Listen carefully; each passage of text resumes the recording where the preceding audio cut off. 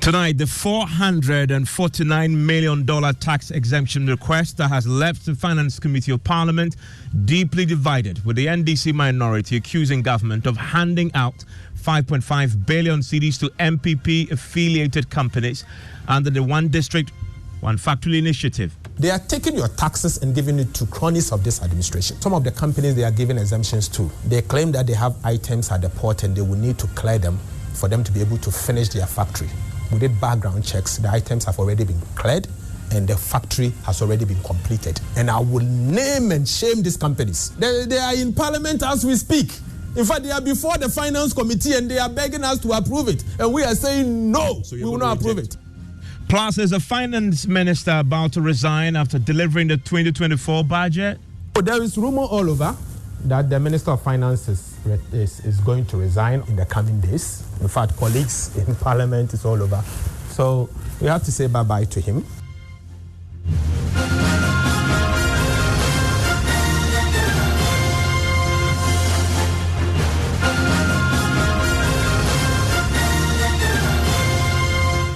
This is Top Story with Evans Mensah.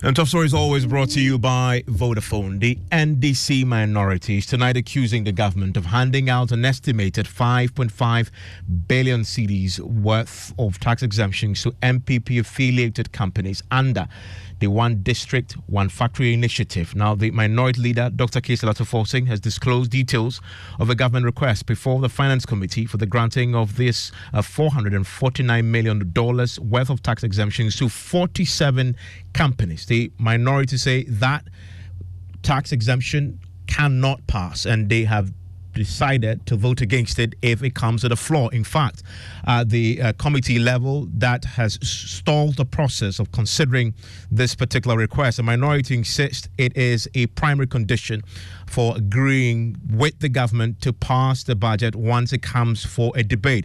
Listen to Dr. Cassiel Ato Forson, who has been disclosing details and vowing to name and shame. So all these taxes put together, and the way they've written it in such a way, that the details are not there.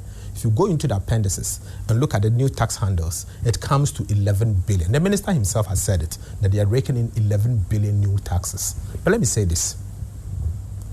Raking in 11 billion new taxes simply means that you are taking 11 billion new taxes from individuals and businesses from 2024 January to December 2024 in times like this.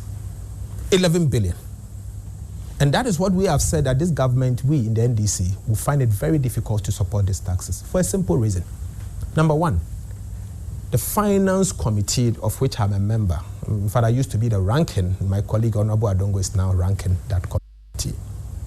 This government has presented a number of memorandums through Parliament to the Finance Committee, of which 47 companies under One District, One Factory, 1D, 1F. He's giving tax exemptions worth $449 million, equivalent to 5.5 billion Ghana cedis. 2 points here. This government doesn't need new taxes in the first place. Because if you actually require revenue, you won't give tax exemptions to companies that are closer to this government, and they, as soon as you just go to them and say, I'm closer to this government, and there's no format, they'll just allow you to, they grant you tax exemption. $459 million, 5.5 billion. Our position is, we will never have a conversation on these new taxes until they have withdrawn all of these tax exemptions. Because you see, it is like robbing Peter to pay Paul. They are asking you to pay these taxes, but in the end, they are taking your taxes and giving it to cronies of this administration. But how do you know that? No, but that's what it is. We've checked the background of these companies. And in the coming days, I'll publish the list of the companies. But exemptions are done because if you do the cost-benefit analysis, in the long term, it benefits the economy. Look, so you grant them the exemptions at this stage. I can assure you that some of the companies they are giving exemptions to, they claim that they have items at the port and they will need to clear them for them to be able to finish their factory. We did background checks. The items have already been cleared and the factory has already been completed. So it's a scam. The whole system is a scam. I call it the new kickback. That's how I call it. Because you see, what is going on under that tax exemption regime is something we need to give it some public attention. But it is just not right. Evans, apart from that, today, Ghana is struggling to raise $600 million from the IMF, second review. $600 million. The money is here. The money is in this economy. But you are giving tax exemptions worth $459 million to ordinary to businesses that are closer to the government. So what are we doing? But does this really make sense? But that's what I'm It curious. makes no sense. If you have the details you just talked about, a company that is getting a tax exemption. Yes, I have the details. And the reason is that they have goods to clear from the port, but they've already cleared the goods. They've cleared it. But the goods have been cleared, and for some of the factories have already been opened. The question to us: what have you done about this? Because this is a very serious accusation. that is why we have held it in abeyance at the Finance Committee. That is why we have held it in abeyance. So disclose. And so in the coming days, I'm bringing this matter to the public for proper scrutiny, and I will name and shame these companies. I will name and shame these companies. I will publish it in the coming days. Because clearly, until these tax exemptions are dealt with, we in the NDC will not support it. We've done background work, and I can assure you that 50% of these companies, they have already finished the work that they are claiming tax exemption from. In fact, 50% is understatement. Touch wood. We in the NDC will not support this tax policy, this tax exemption. And we will not have any conversation on the new taxes until all of this has been withdrawn. Finally, because it came from the government. The government should come and do the honorable thing by withdrawing all of this. Else, no tax policy will go through. And that is why we are saying that what they have done by introducing tax exemption, new taxes worth 11 billion Ghana cedis is insensitive. In fact, it's most cruel. And it shows that this government is out of touch with the realities of the people. I mean, and just to be clear, you're not suggesting that the companies themselves have done something wrong. No. That's not what I'm saying. I'm saying that the government has brought this. These are the companies. They have worked with these companies. But I'm surprised that government would take such a bold initiative, bold decision to bring, a request for a tax exemption to Parliament at the time that these companies, they themselves are aware that they have finished the job. So what is the basis? And you said this is going to come to Parliament for... It is already here. They are in Parliament as we speak. In fact, they are before the Finance Committee and they are begging us to approve it. And we are saying no, we will not approve it. You're going to reject all that? We have already rejected it. Would it come for a vote? And when it comes to the floor, we are voting against it. At the committee level, have you already decided? In fact, they have not put the question for the vote yet because they saw our mood. And so they are scared to put it to vote. And if they had put in any of them to proper vote, they would have lost it and they will have to withdraw it. So they are yet to put it to vote, but all of them has been discussed.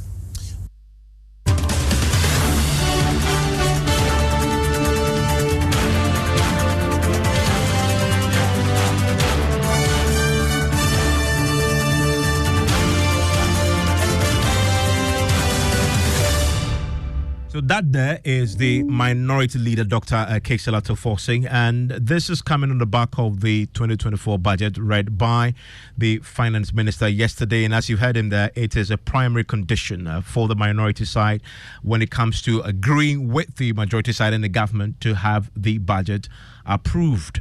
And he is promising to name and shame. In fact, in that interview, he goes ahead to list a number of the companies that are before the Finance Committee now with a request by government to grant them tax exemptions worth $449 million. An accusation is that many of them, the minority allege, are companies with links and affiliated with the New Patriotic Party.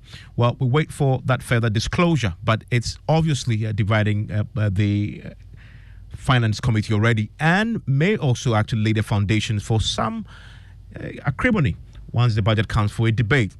And as you may know, there is a bill before Parliament right now, which is considering review of the tax exemptions regime. I want to right now bring in senior lecturer, an economist as well, with the University of Ghana Business School, Dr. Patrick Asuming, who joins us right now on this matter. Doc, thanks for your time here on Top Story. Good evening, and good evening to the listeners. What do you make of this tax exemptions regime? There's been talk about, amending, reviewing that regime. Now we're learning from the minority leader, who obviously was a former deputy finance minister, that there are 47 companies before them. They are considering giving them tax exemptions worth $449 million. Evan, that is quite surprising. And our history with tax exemptions is one that seems to communicate that we are actually not serious about addressing the exemptions. The tax exemptions and what to do to address them has been in our previous IMF programs.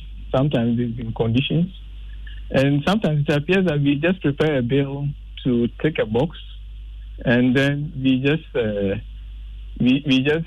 do that, and then we're actually not serious about addressing the exemptions. How much the exemption cost the Ghanaian economy in terms of how much revenue? The president has talked about it before. I think a couple of years back, he said it costs us about 2% of our GDP. There's been other estimates that suggest that the exemptions cost us annually in the range of 5 to 10 billion Ghana cedis. Now, that amount is more than what all the new taxes we've recently introduced fetch us. And this is impact on our revenue base is something that is known to the president, the finance minister, the IMF has spoken about it, the World Bank has spoken about it. So for me, it seems like it's only a matter of some political will and absolute unwillingness to address the issue. And that is why we are here. Because, at this point where we are really hard pressed for revenue, and then we keep giving out these exemptions, especially to companies that are absolutely profitable and they don't need it. And it appears also sometimes that maybe we use it to build or to cultivate political patronage. Otherwise, I struggle to understand why we haven't done much more to address the exemptions. Government always has a justification that if you do the cost-benefit analysis, in the long run, the economy benefits. So these 47 companies, all of them from the minorities disclosure, are companies under the one district, one factory. Is the intention okay? Is it the execution that is a problem? Well, if you say that in the long run it's beneficial to the economy, let them show us the numbers. What is the empirical basis for saying that ultimately the exemptions benefit us? When they say that, have they posted or have they done anything where they show us the benefit and the cost? So we even have to question the intention. Yes, you can design a scheme that ensures that ultimately the longer term gain is higher. But ours seems too indiscriminate to suggest that there are any long-term benefits that we are getting. So even if the intention is right, let us see what is the basis, what research tells us that we are actually getting more from these exemptions than we are getting. But the other thing is you have to consider, when we lose this money, what are we doing? Because we are not collecting these monies, we are forced to impose all manner of taxes that are hurting businesses. Some of it are even hurting Ghanaians because we are imposing more indirect taxes and the poor are being worse off for it. So even if you are saying you are doing analysis, you should go that detail. Not just that, in the long run, these companies will bring us this. Have we seen those benefits materialize? That's the question I will ask. And finally, how much you read into the fact that we are on the IMF program, and we know over the years, tax exemptions, reviewing it is always one of the areas that the IMF will raise and flag. And yet, government has gone to Parliament with a raft of tax exemption requests for 47 companies. how much are you reading into that? How much should we read into that? Does that mean much, considering that the IMF is still in town, wielding the cane over us? I have said in the past that we have learned how to dribble the IMF. Evans, if you look at some of the measures in our IMF 17, a lot of them were in IMF 16. And I think it's also the reason why some people begin to question the IMF itself. When you've seen that there are clear cases where governments are refusing to implement what they have agreed, and yet we keep coming back. So people legitimately question whether the IMF itself has any legitimate power or legitimate authority, knowing that whatever they are doing, the government will always end up pushing the burden onto ordinary citizens. So for me, it's not too surprising that ultimately our government will do whatever they want to do. And yes, there are some restraints that the IMF will be able to put on them, but ultimately, unfortunately, it suggests that the government will end up doing as they please. Dr. Patrick Asoming, thank you very much. He's a senior lecturer, University of Ghana Business School, and an economist.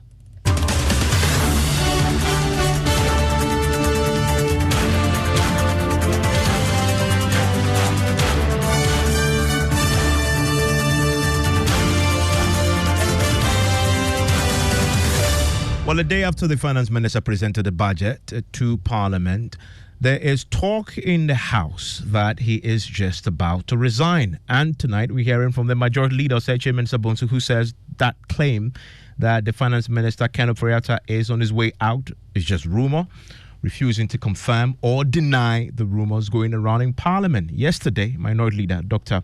Kayslatu Forsing told me on PM Express, and that interview will be about in full, that it is something that both sides of the House agree is about to happen. Listen to him. There is rumor all over that the Minister of Finance is going to resign, or they are sacking him in the coming days, and that this is his last budget. In fact, colleagues in Parliament is all over.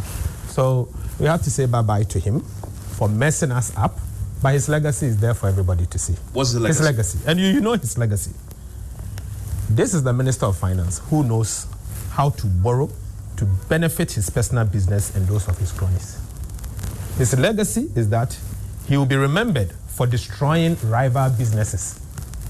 He will be remembered for destroying and bringing Ghanaian economy, particularly the financial sector, to its knees. He tortured pensioners, sent many of them to their early graves. Our finance minister is the one who gave cruel and painful haircut and destroyed many Ghanaian families. It should be noted that he is the one that plunged about 8.5 million Ghanaians into extreme poverty, according to the UNDP. UNDP. This is the same finance minister that is saying bye-bye to us. But let me tell you, Evans, he did not do this alone. He did it with the vice president, Dr. Bawumia. He did it with him. He did it with the governor of the central bank, the one who described us as hooligans. He did it with him. These three are the faces of destruction. So they can let him go, but he will not go alone. I want to bring in my parliamentary correspondent, Kweku Asante, who is in Parliament for us. Kweku, so that is the minority leader. You also had an interview with Kwame Abuja, who is the minority chief whip. You also repeat the same. Yes, Evans. In fact, these are rumors that are swirling around Parliament. They've gone in overdrive since the budget was presented yesterday. And according to Kwame Abuja, the understanding is that the finance minister's last major act as finance minister was the presentation that he rendered to Parliament yesterday, and that any moment from now, we may see his exit either through his dismissal or resignation. Keep saying that the final flight of any pilot, he will try to perform the best takeoff and landing. This finance minister, if this is his last budget, which we are hearing, this is a very poor performance. And I'm not surprised that whilst the problems he created were not created by him solely, it was created with the blessing of the Dr. Bawumia, who is the chairman of the economic management team. Dr. Bawumia curiously decided not to follow him to Parliament today. The governor of Bank of Ghana also decided not to follow him. They've left him to hang out and drive. And Kweku, you managed to get a word from the majority leader. What did he tell you? Yes, as soon as Parliament adjourned today and the majority leader got out of the chamber, I went to him and I asked him directly about what the minority leader had said. He said that the minority leader must provide evidence to back those claims, but that generally that these were just rumors that he had also heard. It's an agreement that the finance minister will go. Is that information you have? Who said? The minority leader, Dr. Keselato, saying that the finance minister is on his way out. There's a certain agreement of something of the sort. I don't know of that. So the finance minister is staying? No, if he's told you that, go and ask him. I don't know of that. Okay. So, deal with rumors. And more majority members also began to chip in this. They were emphatic that he's staying.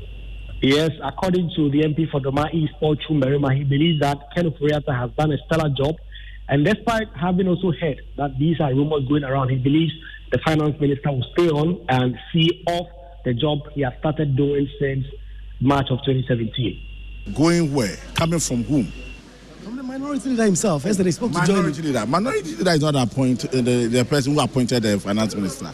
So I'll be surprised to hear such a thing from me. You take it serious. I mean, clearly, I've not heard anything of such sort. I don't think with the good performance from the finance minister so far, the things that we are seeing, the changes that we are experiencing, I don't think living or anybody thinking of him leaving is a thought. There was a guard of honor for him when he arrived at the ministry. It hasn't really happened in the last 7 years. He has been presenting budget. I was not there, so I can't speak to that. I was not there, I can't speak to that. But how did I know that? I've not heard of anything. I have no idea about what you are saying. Clearly, Kenneth Nanayao, Tuntukno Ofori-Atta has delivered, and we hope that he will continue to deliver. As he said, we've turned the corner.